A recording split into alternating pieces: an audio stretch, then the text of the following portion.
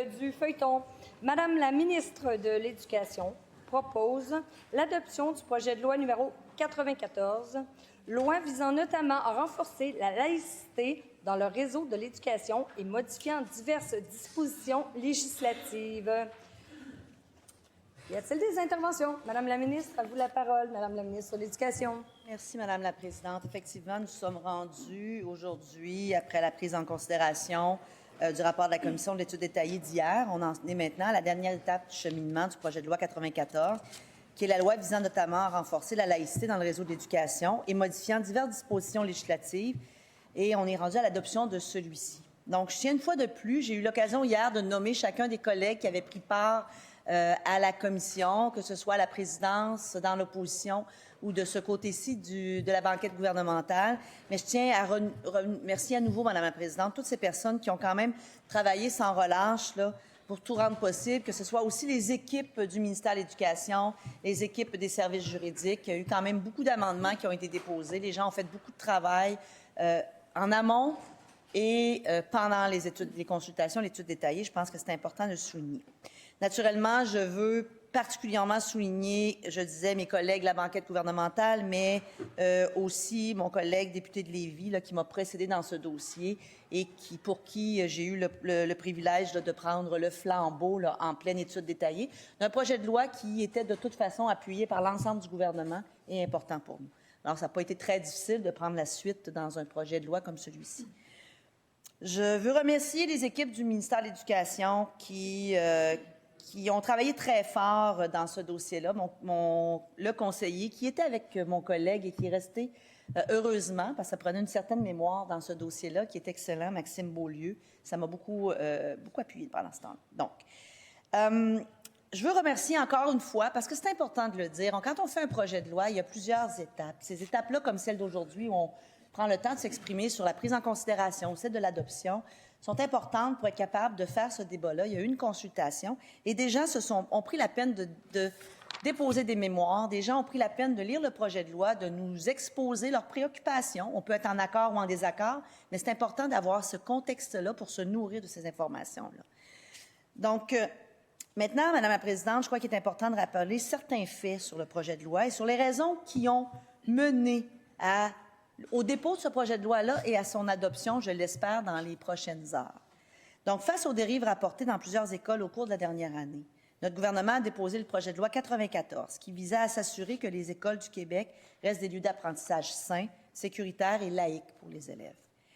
Il y a eu des situations rapportées à l'école Bedford qui ont choqué l'ensemble du Québec et l'ensemble des parlementaires, moi y compris, notre gouvernement y compris, et je sais que c'est la majorité c'est vrai pour la majorité des Québécois. Donc, parce que l'école québécoise doit être laïque, elle doit être un lieu à l'abri des influences idéologiques ou religieuses, Madame la Présidente. C'est un lieu où on doit avoir une liberté de pensée, une liberté d'apprentissage, exempte de toute pression externe et autre que les objectifs de la réussite éducative et du programme pédagogique. Donc, ça doit être aussi un lieu où on inculte les valeurs de la société dans laquelle elle se trouve, la société québécoise, les valeurs québécoises.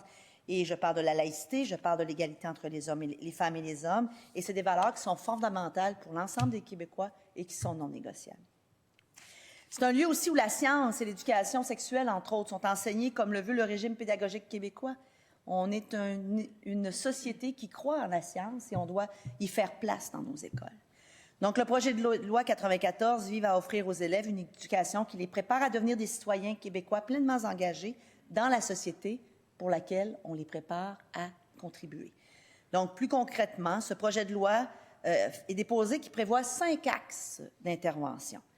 On parlait de l'égalité entre les femmes et les hommes, une valeur fondamentale de notre société. Bien, le projet de loi intègre dans la mission de l'école, des centres de services scolaires, des commissions scolaires, les valeurs fondamentales que sont l'égalité femmes-hommes et la laïcité de l'État.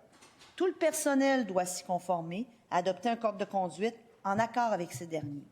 On doit aussi inscrire ces valeurs-là, ces obligations-là, ces notions-là dans nos codes de vie, dans les règles de conduite de l'école, parce que les élèves aussi doivent apprendre à respecter ces valeurs et à y contribuer. Toutes les matières doivent être respectées dans les écoles. Afin de garantir une éducation de qualité, Madame la Présidente, à tous les élèves du Québec, le projet de loi prévoit de mettre en place des nouveaux mécanismes pour mieux encadrer l'enseignement. Plusieurs mécanismes étaient déjà présents, mais force est de constater qu'on devait renforcer ces mécanismes-là pour s'assurer que les matières qui sont les matières essentielles, les matières qui sont dans les programmes pédagogiques, les matières qui sont décidées comme étant importantes par l'ensemble des Québécois, bien, sont bel et bien enseignées de la bonne façon dans toutes nos écoles. Et la possibilité d'accorder des accommodements religieux relativement à des matières obligatoires enseignées ou encore de contenu de ces matières ont été retirés. On ne peut pas ne pas enseigner les matières obligatoires à l'école sous de tels prétextes, Madame la Présidente. L'obligation d'avoir le visage découvert et l'élargissement de l'interdiction du port de signes religieux est un des autres axes de ce projet de loi-là. Ça découle de Bedford, mais ça découle aussi majoritairement et particulièrement du rapport qui a été commandé par mon prédécesseur sur 17 écoles dans lesquelles on a vu qu'il y avait des enjeux frappants de laïcité, à l'instar de l'école Bedford. Donc, ce projet de loi vient aussi dire que le visage découvert est en tout temps, dans toutes les écoles publiques ou privées, tant pour les élèves que pour le personnel. Et ça, c'est pour favoriser une meilleure communication entre les élèves et le personnel, Madame la Présidente. Assurer un meilleur enseignement, un meilleur contact, un meilleur apprentissage. C'est important pour l'enseignant de voir les réactions non verbales de son enfant, de son élève, pour comprendre s'il comprend bien. C'est important aussi pour l'élève de pouvoir lire à travers les réactions non verbales de l'enseignant pour être capable d'avoir une meilleure communication entre eux. Naturellement, permettre l'identification des personnes qui circulent dans nos écoles pour des questions de sécurité, pour moi, ça va de soi.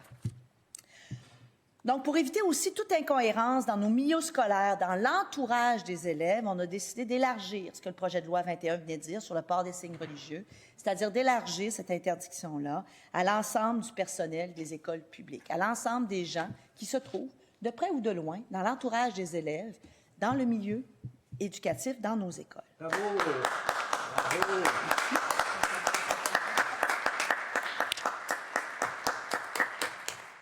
Cette mesure n'a pas été prise nulle part, n'a pas été sortie d'un chapeau, Madame la Présidente, et n'a pas été mise juste pour le plaisir d'élargir une mesure. Elle était basée sur le rapport de vérification, je parlais qui a été fait sur 17 écoles au Québec, qui a été publié en février dernier. Et ce rapport formulait spécifiquement, pour les fins de référence, pour les gens qui voudraient aller la vérifier à la recommandation 3, demandait explicitement de revoir la liste des personnes visées par une obligation de ne pas porter de signes religieux et prévoyait justement de l'étendre à l'ensemble des gens qui se trouvent dans nos milieux scolaires, justement par souci de cohérence, Madame la Présidente. Des limites, on a aussi sur l'axe des limites strictes en matière d'accommodement religieux. Le projet de loi prévoit un meilleur encadrement des demandes d'accommodement pour des motifs religieux en milieu scolaire afin de s'assurer que les mêmes règles s'appliquent à tous. Et je dirais même qu'en matière de fréquentation scolaire, ce ne sont pas juste les accommodements religieux qui sont visés, ce sont tout ce qui n'est pas prévu dans le cursus scolaire. Naturellement, il y a des exceptions. On parle de maladies, on parle de décès, on parle d'impossibilité d'assister à l'école pour toutes sortes de raisons qui ont été énumérées dans la loi. Mais l'article 15, maintenant, de la loi sur l'instruction publique vient clairement camper le principe de l'obligation de la fréquentation scolaire au Québec et les quelques exceptions qui peuvent s'appliquer, parce que c'est important que nos jeunes soient scolarisés, Madame la Présidente. Donc, le français partout dans nos écoles, une autre valeur extrêmement importante qui vient encore plus importante pour la société québécoise dans notre spécificité, dans le contexte dans lequel on vit, dans le contexte géographique dans lequel on vit, dans le contexte du péril dans lequel notre langue peut se trouver parce qu'on est entouré d'anglophones. Donc, dans le but de protéger et renforcer la place du français comme langue fondamentale du Québec, bien, le projet de loi prévoit aussi d'obliger les membres du personnel d'un CSS francophone à utiliser exclusivement le français lorsqu'ils sont à l'école et qu'ils communiquent oralement, par écrit ou avec un élève ou un autre membre du personnel. Naturellement, on verra tantôt qu'on a fait des aménagements suite aux consultations sur certains aspects.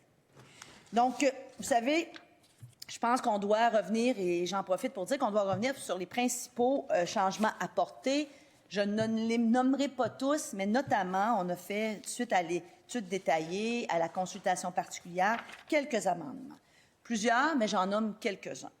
On a bonifié les formes de comportement qui doivent être proscrites chez les élèves pour assurer un climat sain et sécuritaire. On a ajouté les questions de manifestation de violence et de manifestation de haine, et de discrimination à la violence qui était déjà inscrite dans la loi sur l'instruction publique. Dans les comportements proscrits naturellement et non pas suggérés, pour être plus clair. Donc, la précision du rôle des parents aussi dans la mise en œuvre des règles de conduite, code de vie, des établissements.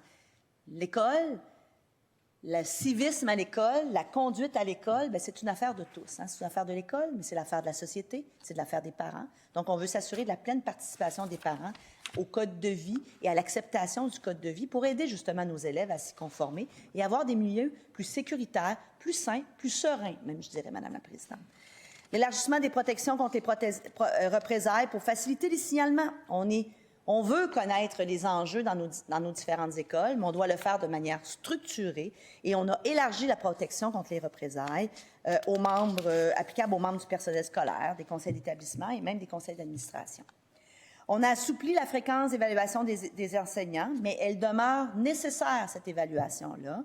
Mais on a aussi précisé que cette évaluation devra se baser sur les compétences qui sont dans le référentiel des compétences de la profession enseignante. C'est un besoin de clarification, mais le principe qu'un enseignant doit être évalué, on doit évaluer, peu importe le niveau d'ancienneté d'un enseignant, il doit être évalué, c'est normal, on le fait d'abord et avant tout pour une meilleure réussite éducative de nos élèves. Bon, on valorise la formation continue, on le sait, qui est un vecteur de qualité du service éducatif. On bonifie l'encadrement qui s'y rattache, mais plus particulièrement, on est venu relier le maintien de l'autorisation d'enseigner au respect de l'obligation de formation continue. C'est un aspect fort important. On a enlevé on est venu faire des amendements sur le retrait du dépôt systématique des planifications pédagogiques des enseignants. On sait que les enseignants doivent faire des planifications pédagogiques, ils le savent. Maintenant, cette planification sera fournie à la demande de la direction. Donc, on a resserré l'obligation de fréquentation scolaire, je l'ai dit tantôt, ce changement et pour être sûr que les exceptions sont clairement établies et que, d'abord et avant tout, on doit privilégier, Madame la Présidente, la présence des enfants à l'école. Mais l'article 15 est venu clarifier, resserrer et établir clairement quelles sont ces exceptions. Les travaux ont aussi permis d'améliorer le projet de loi sans jamais compromettre ou perdre de vue l'objectif. Je l'ai dit hier, on a fait des aménagements pour faciliter l'application, mais on a respecté les objectifs.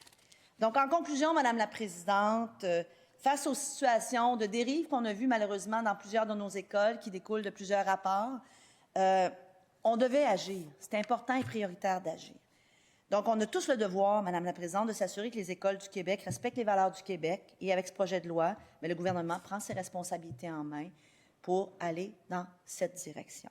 Donc, pour nous, il est clair que nous devons aller de l'avant pour éviter d'autres cas comme l'école Bedford, comme les 17 écoles qui ont fait l'objet d'un rapport, pour assurer la liberté de conscience des jeunes, mais surtout pour que la qualité de nos services éducatifs offerts aux élèves ne soit plus jamais remise en cause en raison des croyances religieuses. Donc, je vais inviter tout le monde à voter pour, Madame la Présidente. Bravo, Sonia, bravo.